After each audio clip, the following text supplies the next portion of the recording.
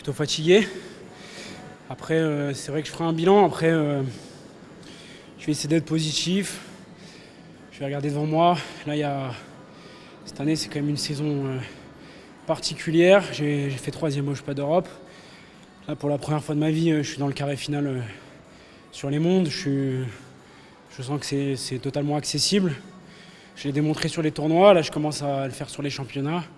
Je pense que c'est le moment d'être en forme. C'est cette année. Voilà, 31 ans. C'est probablement mes derniers championnats du monde en 66 kilos.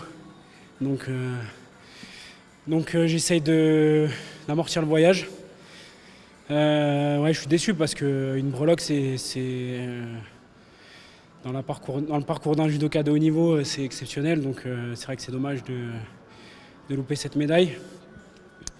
Après, je sais que j'ai un objectif encore plus grand qui est les Jeux Olympiques dans 6-7 semaines, si je ne me trompe pas.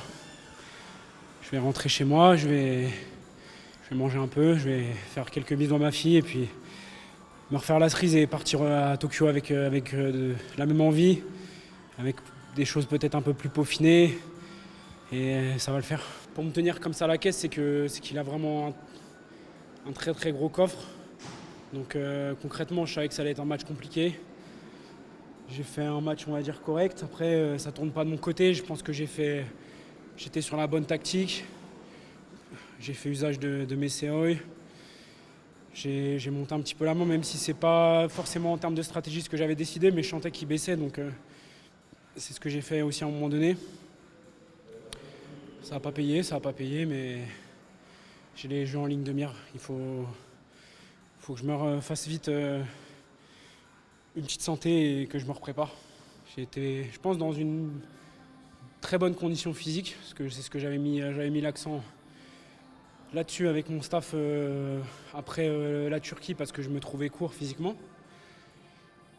Je pense que j'ai répondu aujourd'hui présent physiquement. Après, maintenant, il va falloir mixer les deux pour que techniquement ça suive ce que j'ai réussi à produire physiquement aujourd'hui.